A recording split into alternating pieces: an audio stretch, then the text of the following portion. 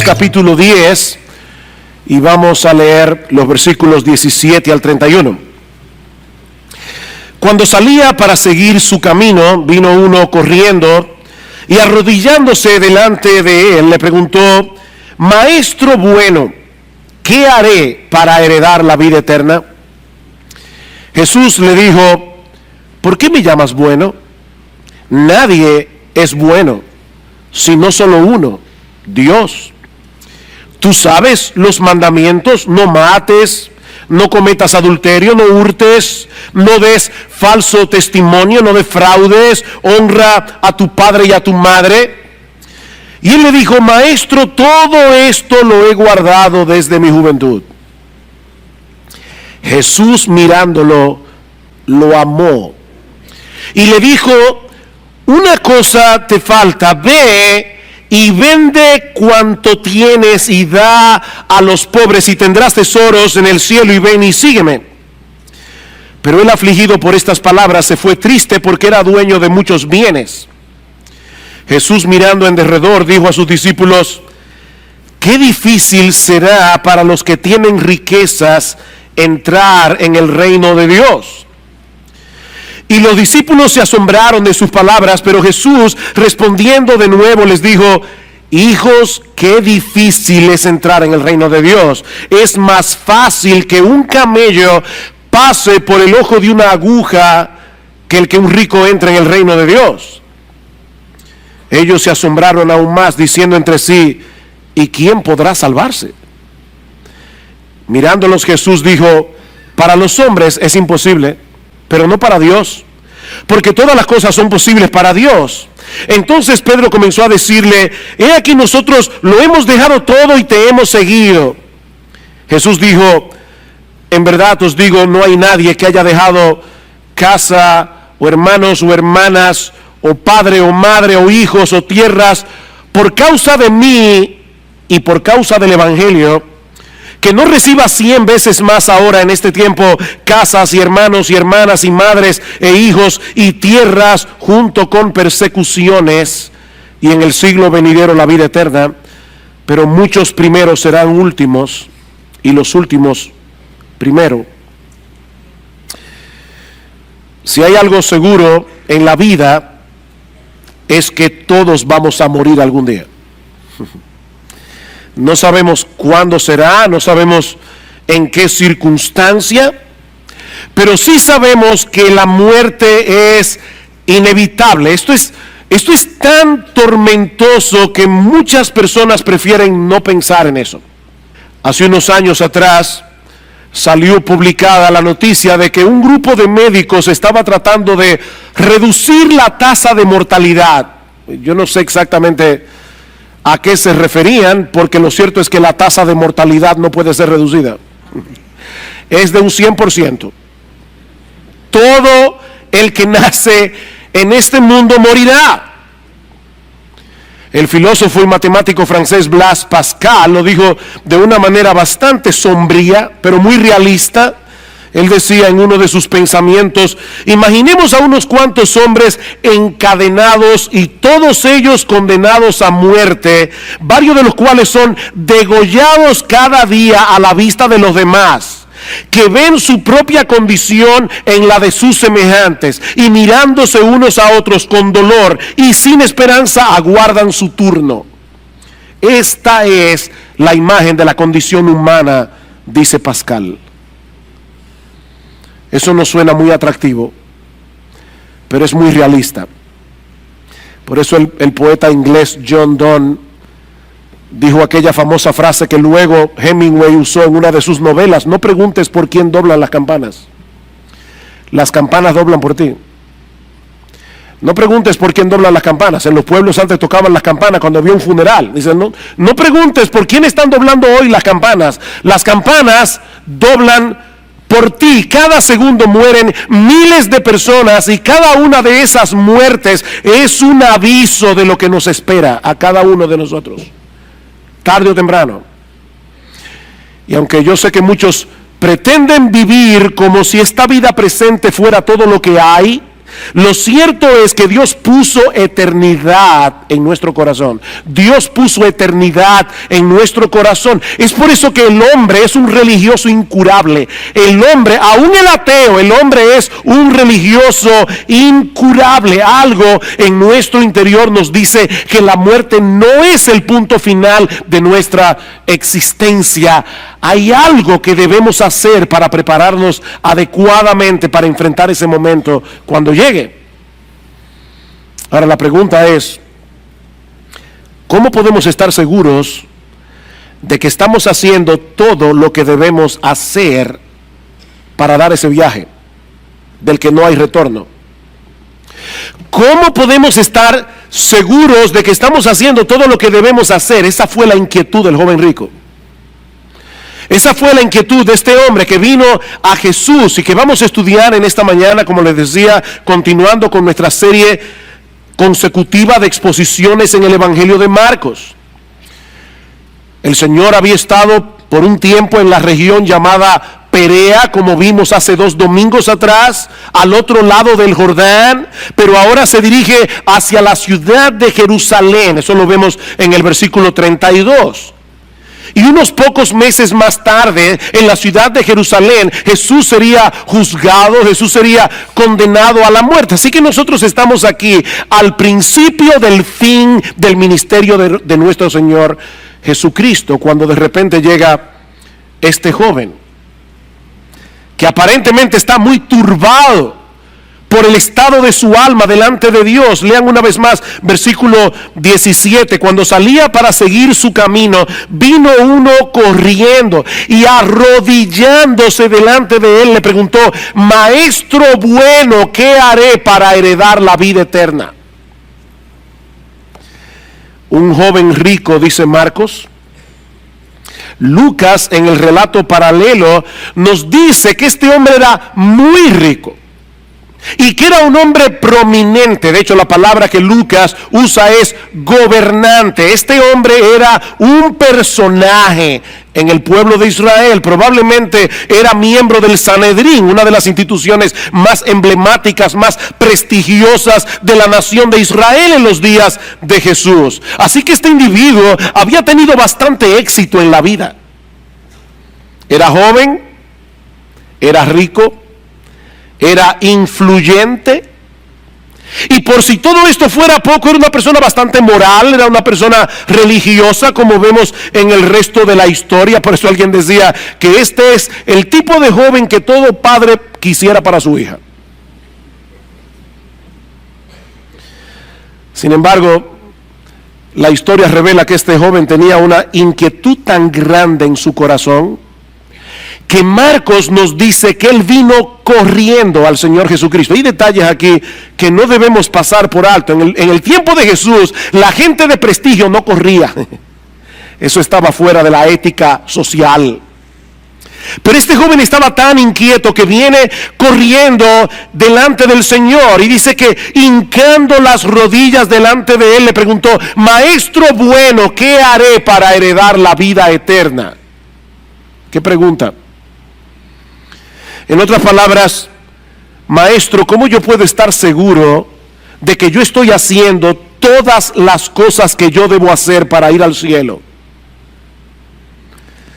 Lo tenía casi todo, pero había una duda en su corazón que no lo dejaba vivir en paz. Una pequeña duda, una gran duda. Esto no es para hacer chistes, pero me vino a la mente algo que vi hace unos años atrás en una viñeta de esa que salen en los periódicos. Había un individuo en el desierto muriéndose de sed, y habían 2 manantiales de agua al lado, y un letrero que decía: cuidado, agua venenosa, y en el otro decía: esta agua es potable, y otro letrero que decía: o será al revés.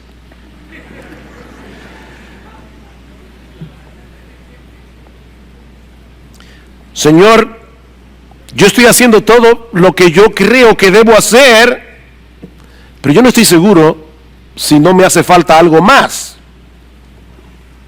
Y yo confío en lo que tú me vas a decir. Dime qué tú crees que me falta para yo tener vida eterna.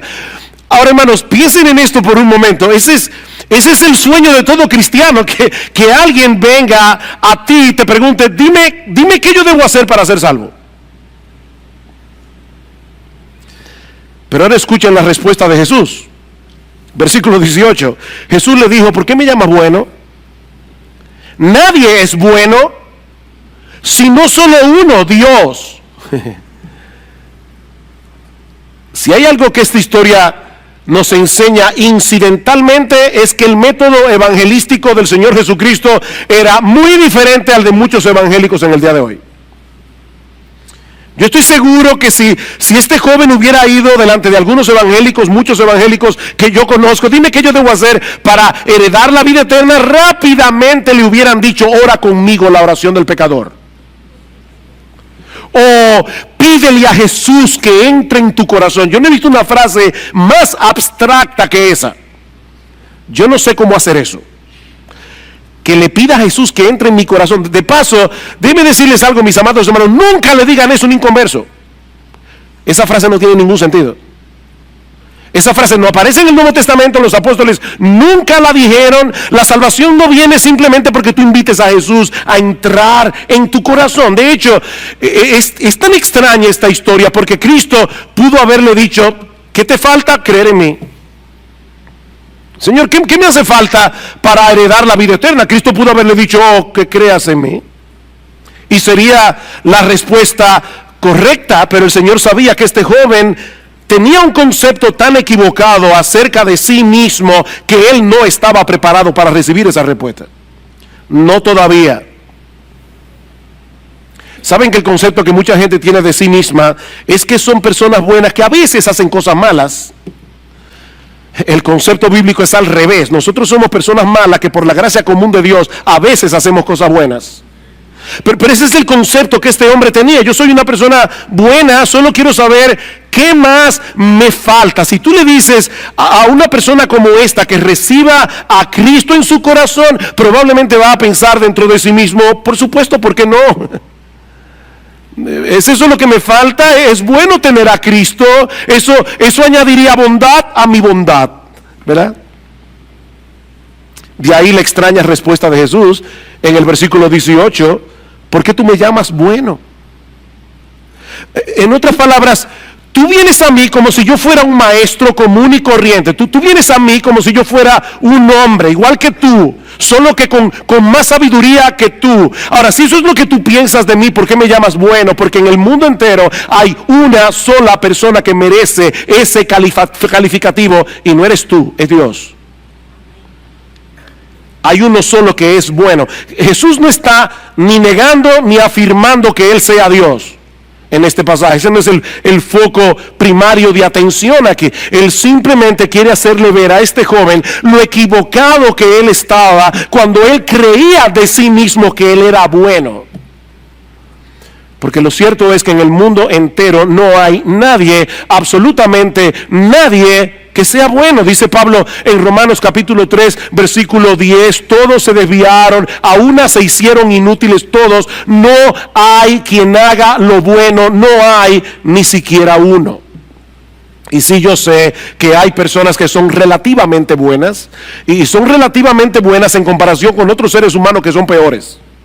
Pero si tú te comparas con el estándar de santidad de Dios, si tú te comparas con la santidad del mismo Dios, con el carácter de Dios, te vas a dar cuenta que tú no eres bueno. No hay nadie que llene esa medida, aunque algunos crean que sí, como es el caso del joven rico, versículo 19. Oigan lo que le dice el Señor.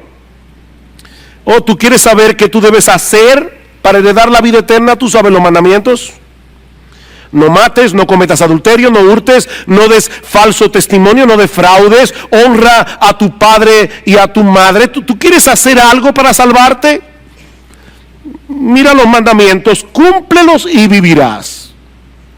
Ahora, pregunta, ¿está enseñando Jesús aquí en este pasaje que la salvación es por obras, que la salvación es por obedecer los 10 mandamientos? Por supuesto que no. De hecho, no voy a entrar en esto ahora, pero si ustedes van al capítulo 18 de Lucas, que es donde está el texto paralelo de Marcos capítulo 10, verán que Inmediatamente antes de este relato encontramos la parábola del fariseo y el publicano. O sea que esa parábola está en el trasfondo de esta historia. Jesús dice, 2 hombres subieron al templo a orar, uno era fariseo, el otro era publicano. El fariseo oraba consigo mismo y le decía a Dios, yo te doy gracias porque yo no soy como los otros hombres.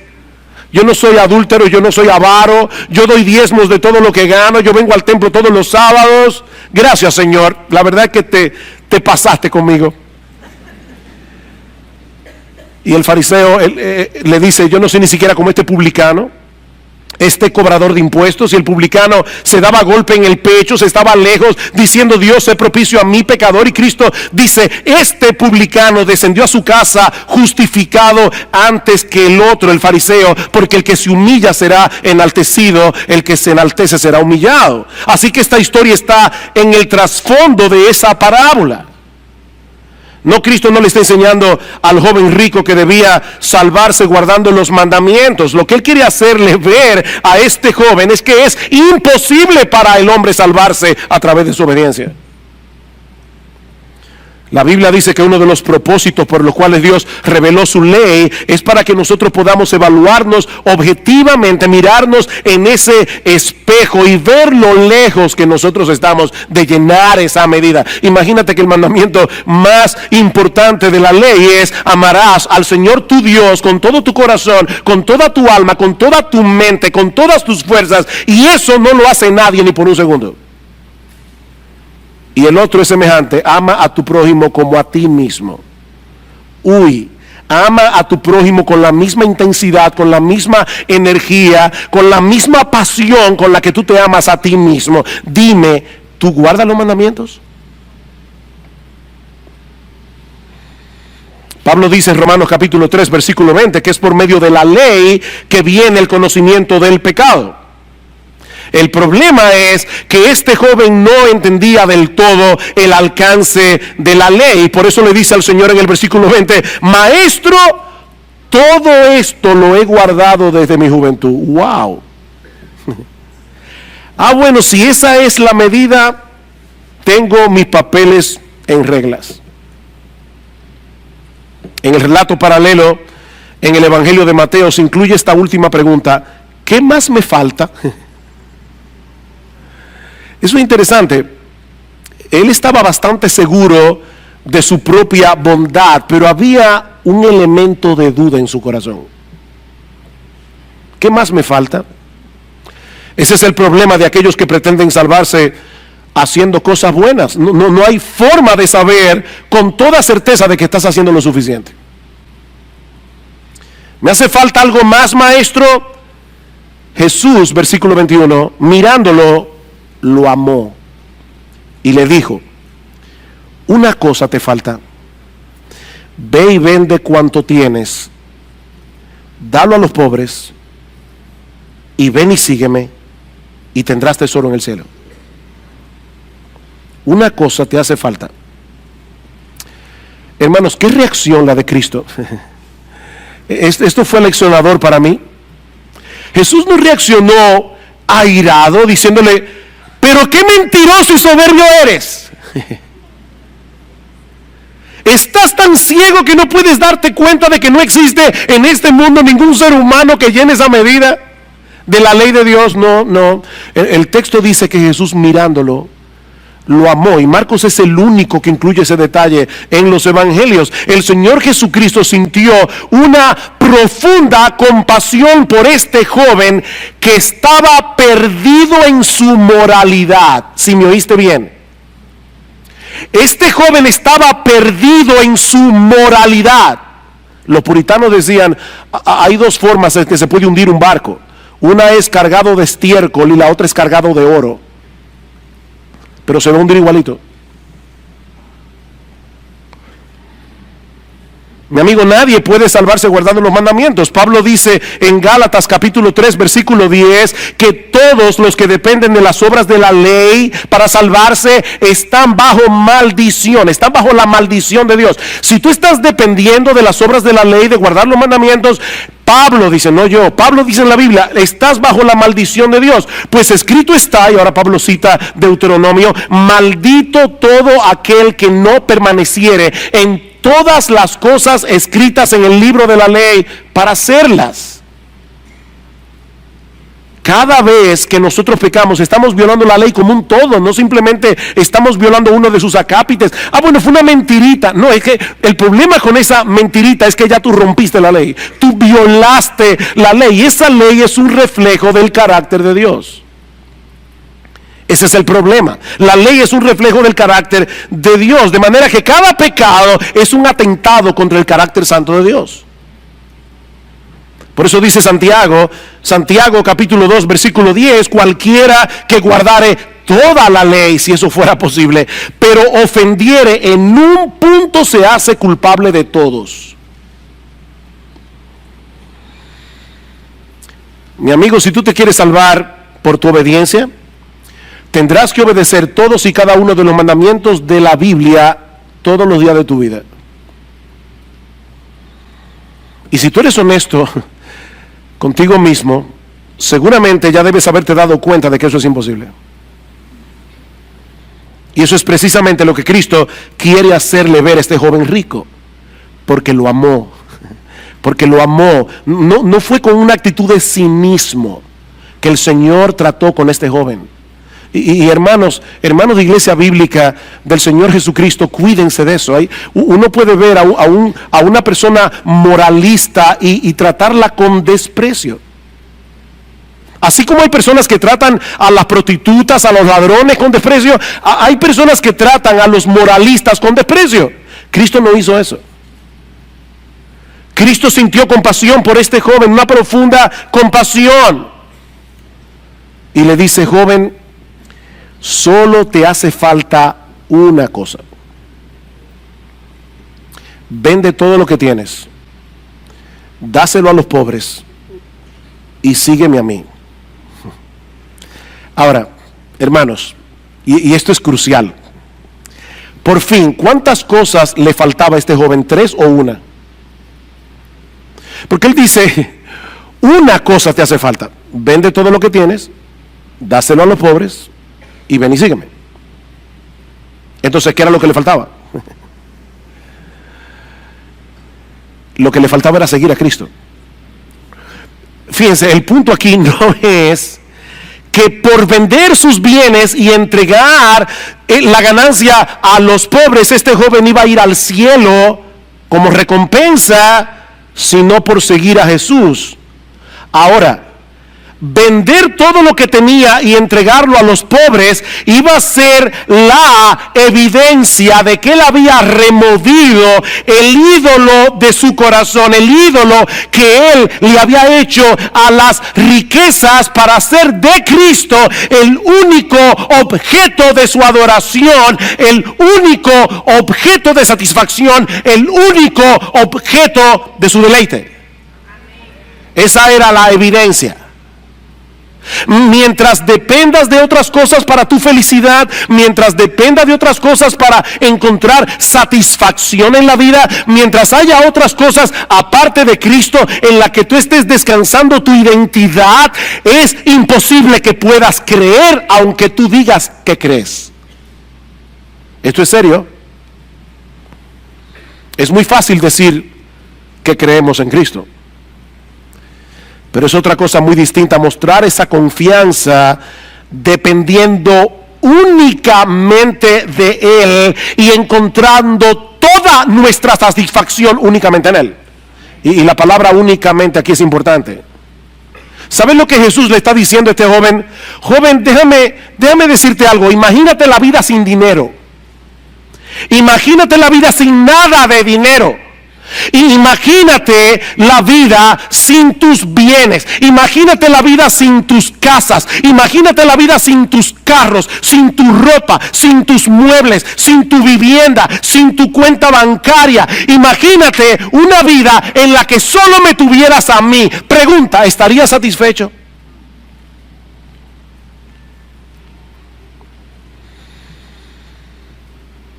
¿Saben lo que Jesús está haciendo aquí? Es una cirugía de corazón abierto.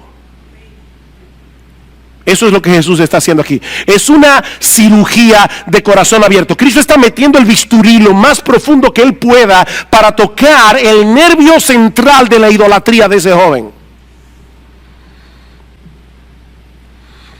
¿Saben cuántas personas hay en el mundo que creen, pero en realidad no creen? O sea, personas que tienen a Cristo como un adorno más. Es un adorno en el contexto de su vida decente, en el contexto de su vida religiosa, pero Cristo no es su todo. Y déjame decirte algo, mi amigo, si Cristo no es todo para ti, Él no es nada para ti. Cristo no es un adorno. Es por eso que Jesús dice en Lucas capítulo 14, versículo 33, que el que no renuncia a todo lo que posee no puede ser su discípulo. Punto. El que no renuncia a todo lo que posee no puede ser mi discípulo. Es imposible seguir aferrado a todas esas cosas y al mismo tiempo tratar de aferrarte a Jesús. Eso no se puede. Tienes que soltar todo lo demás antes de que puedas aferrarte a Él de todo corazón. Él no es un adorno religioso. Si no lo es todo, entonces no es nada. Pastor, ¿significa eso que todos los cristianos tienen que ser pobres? No. En la Biblia nosotros encontramos varios personajes que eran muy ricos y muy piadosos. Abraham era muy rico, Job era muy rico. Pero a la hora de la prueba ellos demostraron que Dios era su todo. Ustedes recuerdan cuando Dios le dijo a Abraham: Abraham, vete al monte Moría, llévate a tu hijo Isaac, a ese adolescente que habías esperado por más de 25 años, y ofrécemelo a mí como un sacrificio. ¿Qué hizo Abraham? Fue al monte, al lugar donde Dios le dijo, e iba a degollar a su hijo. Y por supuesto Dios no se lo permitió. Pero Abraham demostró allí que él no idolatraba a su hijo. Dios era su todo, no su hijo. Lamentablemente este joven no pasó la prueba. En aquel momento crucial de su vida quedó evidenciado claramente quién era realmente su Dios. Versículo 22. Pero él, afligido por estas palabras, se fue triste, porque era dueño de muchos bienes. ¿Ven el contraste? El mismo que vino corriendo, hincando las rodillas, el mismo que vino con todo ese entusiasmo, se fue angustiado. Ese es el significado literal de la palabra griega que se usa allí y que nuestra Biblia traduce como afligido. Es exactamente la misma palabra griega que aparece en Mateo capítulo 26, versículo 37, cuando dice que el Señor estaba angustiado en el huerto de Getsemaní. Es la misma palabra. Se fue angustiado. El cáncer del materialismo había hecho metástasis en el corazón de este joven. Él estaba atrapado. Toda su vida dependía de sus riquezas. Mis hermanos, amigos que están aquí, escúchenme bien, porque esto que voy a decir ahora es una distinción crucial. El problema de este joven no radicaba en el hecho de tener muchos bienes. Su problema era que los bienes lo tenían a él. Es diferente. Él estaba atrapado, él estaba esclavizado por sus bienes. Él era un esclavo. Y nadie que no esté dispuesto a renunciar a esa esclavitud puede abrazar a Cristo de todo corazón. Nadie puede abrazar a Cristo de todo corazón mientras no esté dispuesto a soltar esa soga. Ahora, ¿saben cuál es el problema? El problema es que ningún ser humano puede librarse de esa tiranía por sí mismo. Óyeme bien, ningún ser humano puede librarse de esa tiranía en sus propias fuerzas. De ahí las palabras de Jesús a partir del versículo 23. Cuando se va el joven rico, dice Jesús, mirando en derredor, dijo a sus discípulos: qué difícil será para los que tienen riquezas entrar en el reino de Dios. Y los discípulos se asombraron de sus palabras, pero Jesús, respondiendo de nuevo, les dijo: hijos, qué difícil es entrar en el reino de Dios. Es más fácil que un camello pase por el ojo de una aguja que el que un rico entre en el reino de Dios. Ellos se asombraron aún más, diciendo entre sí: ¿y quién podrá salvarse? Mirándolos, Jesús dijo: para los hombres es imposible. Para los hombres es imposible. Esa es la enseñanza de toda esta sección. La salvación es imposible para los hombres, sean ricos o sean pobres. Noten lo que dice en el versículo 27 otra vez.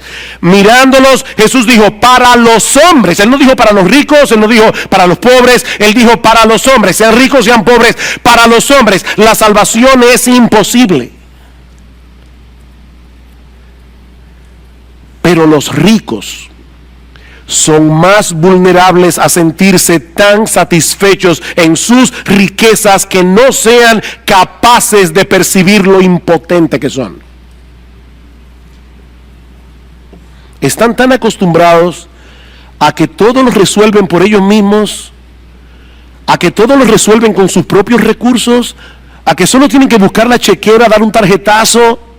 Están tan acostumbrados a vivir así que ellos no dependen de Dios. Es muy difícil que ellos vean su dependencia. Es muy difícil que vean su miseria. Es muy difícil que vean el estado tan deplorable en que se encuentran. Por eso resulta más fácil pasar un camello por el ojo de una aguja a que un rico entre en el reino de Dios. Pastor, ¿y qué significa eso? Pasar un camello por el ojo de una aguja, exactamente eso mismo. Exactamente eso mismo. Esa era una frase coloquial que se usaba en aquellos días para señalar algo que es imposible. Es como los gringos tienen una frase en inglés que yo no sé si se usa en español, pero ellos dicen: cuando a las ranas les salgan pelos. O sea, nunca. La misma posibilidad que hay de que a una rana le salgan pelos, o de que tú entres un camello por el ojo de una aguja, es la posibilidad que hay de que un rico entre al reino de Dios. Es absolutamente imposible que un camello pase por el ojo de una aguja, y así también es imposible para el hombre salvarse en sus propias fuerzas, y mucho menos alguien que se siente tan satisfecho por todo lo que tiene. Es imposible. Las riquezas pueden ser un gran problema, pueden ser un gran obstáculo, y pueden impedir a los hombres que vengan a Cristo con humildad, que vengan a Cristo con ese sentido de dependencia del que hablábamos el domingo pasado. ¿Recuerdan cuando estudiamos el texto de los niños que dice: dejad a los niños, venid a mí, porque de los que son como ellos es el reino de los cielos? Dice Cristo en el versículo 15 de Mateo 10, que estudiamos la semana pasada. Dice el Señor aquí: en verdad os digo, el que no reciba el reino de Dios como un niño no entrará en él. Con ese mismo sentido de dependencia, con ese mismo sentido de humillación que tienen los niños. Ahora, esto fue chocante para los discípulos, ¿se dieron cuenta? 2 veces dice que ellos se asombraron. Y le preguntan al Señor: entonces, ¿quién podrá salvarse? En el contexto cultural de estos hombres, las riquezas eran una señal inequívoca de la bendición de Dios. Si tú eras rico es porque definitivamente el favor de Dios estaba sobre ti. Esa era la mentalidad de los apóstoles. De ahí el asombro: si resulta más fácil pasar un camello por el ojo de una aguja que el hecho de que un rico pueda entrar en el reino de Dios, entonces ¿quién podrá salvarse? Y la respuesta de Cristo es contundente: nadie. ¿Oíste bien? ¿Quién podrá salvarse? Nadie. para los hombres es imposible. No podemos cambiarnos a nosotros mismos, no podemos limpiarnos de nuestros pecados, no podemos disponer nuestro propio corazón para amar a Dios, para amar su gloria por encima de todo, aún amar a Dios y su gloria más que tu propia vida. Tú no puedes hacer eso por ti mismo. Eso es imposible. Estamos encadenados, condenados a ser unos esclavos miserables, a menos que un poder superior intervenga a nuestro favor. Y eso nos lleva a la segunda enseñanza de este pasaje. La salvación solo es posible para Dios a través de la persona de Cristo. La salvación es imposible para los hombres, la salvación solo es posible para Dios. Vean una vez más el versículo 27. Mirándolos, Jesús dijo: para los hombres es imposible, pero no para Dios, porque todas las cosas son posibles para Dios. Hay esperanza para el hombre porque Dios es todopoderoso. Hay esperanza para el hombre porque Dios puede vencer la obstinación de tu corazón. Dios puede destruir nuestra idolatría. Y es extremadamente importante resaltar esto, porque así como hay muchas personas que creen que no necesitan a Cristo para ser salvos, hay otras personas que tampoco vienen a Cristo porque desconfían de sí mismos. Y yo he visto personas así. Yo no voy a poder vivir la vida cristiana, así que mejor ni lo intento. Yo no voy a poder, eso es demasiado para mí. ¿Sabes cuál es la respuesta de la Biblia? Claro que no vas a poder. Claro que no vas a poder hacerlo en tus propias fuerzas. La salvación es imposible para los hombres, pero no es imposible para Dios. Mi amigo, tú no puedes por ti mismo romper las cadenas que te mantienen esclavizado al mundo, esclavizado al pecado. Tú no puedes, pero Dios puede. Y aún si tú vienes a Cristo en arrepentimiento y fe y te conviertes en cristiano, no vas a poder vivir la vida cristiana dependiendo de ti mismo. No vas a poder. Pero Dios es todopoderoso. Dios es todopoderoso y él puede transformar el corazón de los hombres, como de hecho lo hizo con los apóstoles. Noten el versículo 28. Entonces Pedro, siempre Pedro, entonces Pedro comenzó a decirle: he aquí, nosotros lo hemos dejado todo y te hemos seguido. Honestamente, yo no sé qué había en la mente de Pedro. Yo no sé si él está diciendo: Señor, yo no entiendo, porque tú dices que nadie puede hacer eso, pero eso fue lo que nosotros hicimos. Nosotros lo hemos dejado todo y te hemos seguido. Yo no sé si Pedro, en un arrebato de orgullo, se estaba comparando aquí con el joven rico. Honestamente no lo sé. Y de paso, hermanos, yo no sé de verdad si Pedro aquí se estaba envaneciendo, pero cuidado tú, creyente, con envanecerte. Porque si tú te convertiste al Señor, no fue por tu propia fuerza, no porque tú eras mejor que aquel amigo tuyo al que también le predicaron el evangelio y no se ha convertido. La salvación es por gracia y depende de Dios. Ahora, lo cierto es que los apóstoles estuvieron dispuestos a renunciar a muchas cosas para seguir a Cristo. Eso es verdad. Y Cristo les dice, porque en el evangelio de Mateo se añade: ¿qué pues tendremos? O sea, Pedro dice: nosotros le hemos dejado todo, te hemos seguido, ¿qué pues tendremos? Y Jesús le dice en el versículo 29, Jesús dijo: en verdad os digo, no hay nadie que haya dejado casa, su hermano, su hermana, su madre o padre, o hijos o tierras, por causa de mí y por causa del evangelio, que no reciba 100 veces más ahora en este tiempo casas y hermanos y hermanas y madres e hijos y tierras, junto con persecuciones. Qué realista. Y en el siglo venidero, la vida eterna. Este es uno de los textos favoritos de los evangelistas de la prosperidad. Honestamente me da náuseas cada vez que yo oigo a una persona desde el púlpito diciéndole a una persona: ven a Cristo y todos tus problemas se van a solucionar, ven a Cristo y tú vas a ser rico y vas a tener una buena casa y vas a tener un mejor sueldo y vas a tener salud. Es una maravilla tener a Cristo. Eso es un mensaje diabólico, infernal y nauseabundo, porque eso no es verdad. No, yo no creo que eso sea lo que el Señor está diciendo aquí. Más bien, yo creo que Él está reiterando lo que Él había dicho anteriormente, que es imposible seguirlo a Él sin estar dispuesto a renunciar a todo, incluyendo la familia. ¿Se dieron cuenta? Ninguno, voy a otra vez, no hay nadie que haya dejado casa, hermanos, hermanas, madres o padres o hijos o tierras por causa de mí, del Evangelio. Aquí hay individuos que han tomado una decisión, la decisión de dejar todo atrás para seguir a Jesús, no importa las consecuencias. Y de paso, no es que el cristiano se vuelva un pesado con la familia, no es que el cristiano se olvide de la familia.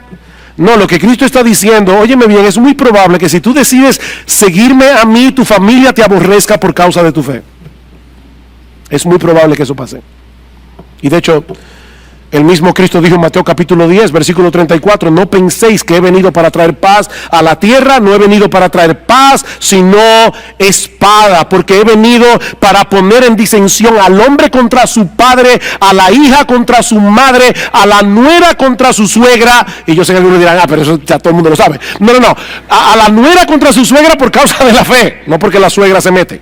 O sea, dice, a la hija contra su madre, a la nuera contra su suegra, y los enemigos del hombre serán los de su propia casa, dice Jesús. El que ama a padre o madre más que a mí no es digno de mí. El que ama a hijo o hija más que a mí no es digno de mí. El que no toma su cruz y sigue en pos de mí no es digno de mí. El que haya su vida la perderá, y el que pierda su vida por causa de mí la hallará.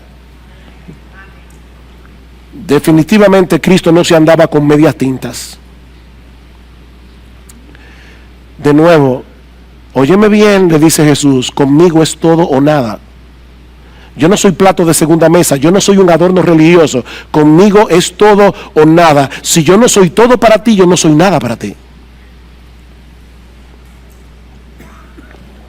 El que no está dispuesto a pagar ese precio por causa de Cristo y por causa del Evangelio, como dice en el versículo 29, no puede ser cristiano. El problema es que todos nosotros somos demasiado débiles para hacer algo así, a menos que vengamos a Cristo en dependencia de Cristo. Tenemos que venir a Cristo en dependencia de Cristo. Para los hombres es imposible, pero hay esperanza para ti a pesar de tu impotencia, porque lo que es imposible para los hombres no es imposible para Dios. La salvación está disponible para toda clase de hombres, porque Dios es todopoderoso. Dios es todopoderoso, su poder no tiene límites, todas las cosas son posibles para Él, dice el Señor. Fue Dios el que proveyó el remedio a través de la persona y la obra de Cristo. Cristo murió en una cruz para pagar mi deuda delante del Padre. Es Dios el que abre nuestros ojos para que veamos la terrible condición en que nos encontramos, la necesidad que tenemos de ser salvos. Es Dios el que inclina nuestra voluntad para que abracemos por fe y de todo corazón lo que Cristo ofrece. Pero eres tú el que tienes que venir en dependencia de Él. La salvación es por gracia, dice Pablo en Efesios capítulo 2, por medio de la fe. Esto no de vosotros, dice la Biblia, es un don de Dios, es un regalo de Dios, no es por obras para que nadie se gloríe. Ese es el punto focal del Evangelio, la total impotencia del hombre contrastada con el absoluto poder de Dios. Hay salvación completa y gratuita por medio de la fe en la obra redentora de Cristo. Más adelante en el capítulo 10, versículo 45, dice el Señor, el Hijo del Hombre vino no para ser servido, sino para servir y para dar su vida en rescate por muchos. Él vino a morir en una cruz para dar su vida para rescatar pecadores.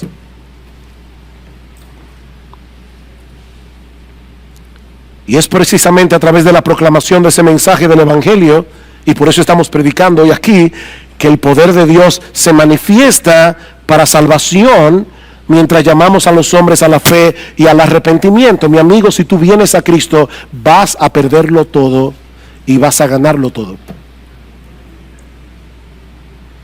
Vas a perderlo todo, vas a ganarlo todo. Eso es lo que dice el versículo 29. No hay nadie que haya dejado casa o hermanos o hermanas o madre o padre o hijos o tierras por causa de mí y por causa del evangelio que no reciba 100 veces más ahora en este tiempo casas y hermanos y hermanas y madres e hijos y tierras junto con persecuciones y en el siglo venidero la vida eterna.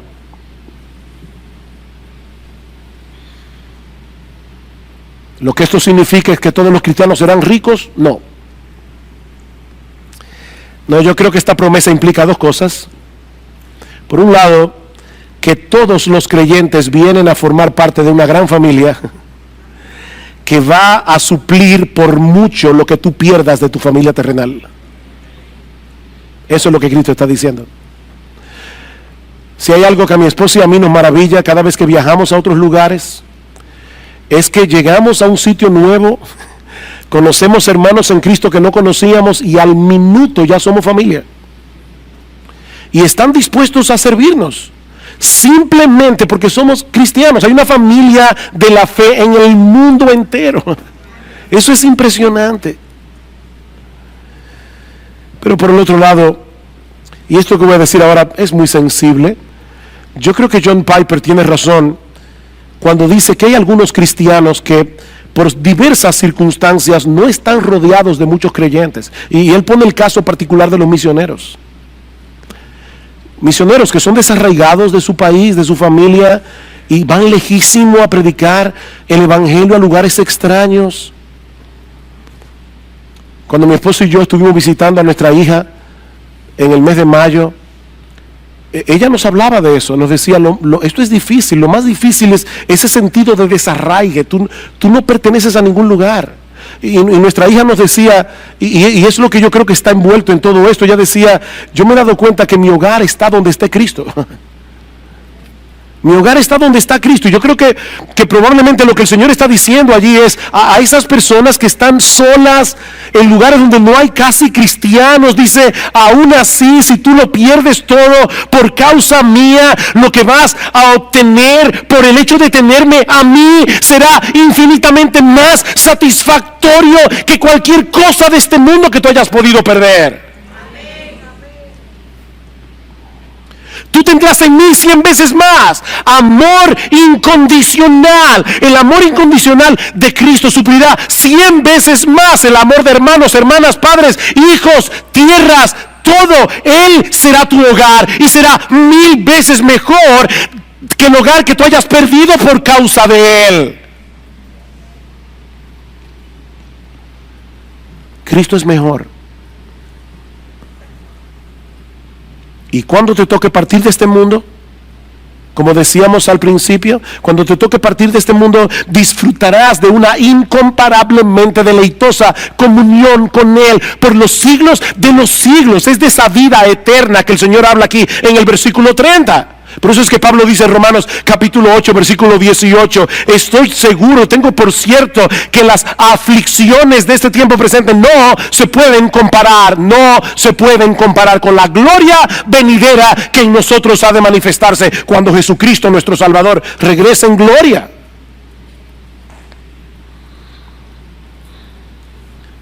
Y nuestro pasaje concluye con esta advertencia, pero muchos primeros serán últimos y los últimos primero. Y es una frase oscura en el contexto, pero yo creo que la idea puede ser la siguiente: la forma de obrar de Dios desafía nuestras ideas preconcebidas. El joven rico de esta historia al principio parecía estar muy cerca. Un individuo moral, religioso, que admiraba a Jesús. Maestro bueno, yo te admiro. Él parecía estar muy cerca del reino de Dios, pero al final demostró que estaba muy lejos. Según el criterio del mundo, este individuo había tenido una vida bastante exitosa, increíblemente exitosa. Era joven, era rico, era influyente. Según el criterio de Jesús, este joven era un pobre esclavo que estaba arruinando su vida en medio de su opulencia y en medio de su moralidad.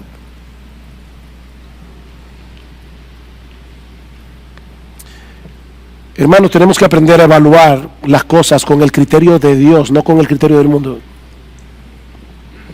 De este lado de la eternidad, el mundo celebra las riquezas, celebra la popularidad, celebra la belleza física, y debo decir que no hay nada de malo ni en el hecho de ser rico, ni en el hecho de ser bien parecido, ni en el hecho de tener, de ser popular. Pero déjame decirte algo, mi amigo, si eso es todo lo que tú tienes, tú no tienes absolutamente nada que tenga valor permanente. Nada. Tú no tienes nada. Tenerlo todo sin tener a Cristo es tener una existencia miserable aquí y ahora, y una pérdida total cuando traspases esa línea que separa el tiempo de la eternidad. Tener a Cristo es tenerlo todo, aunque no tengas nada más.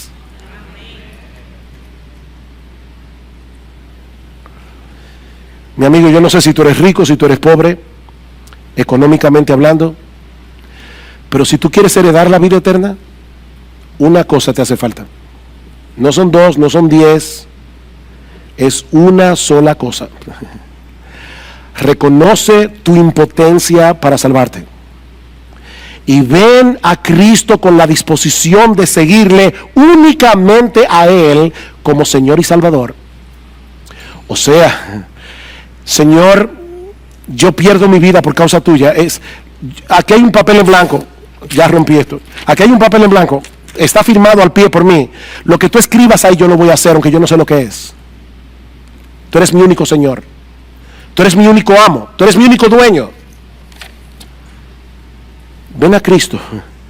Ven a Cristo y sométete a Él como tu único Señor, como tu único Salvador. Señor, yo no confío en mis buenas obras, yo no confío en mi religión, yo no confío en que soy mejor que aquel. Mi única esperanza es que tú moriste por mí en la cruz del Calvario.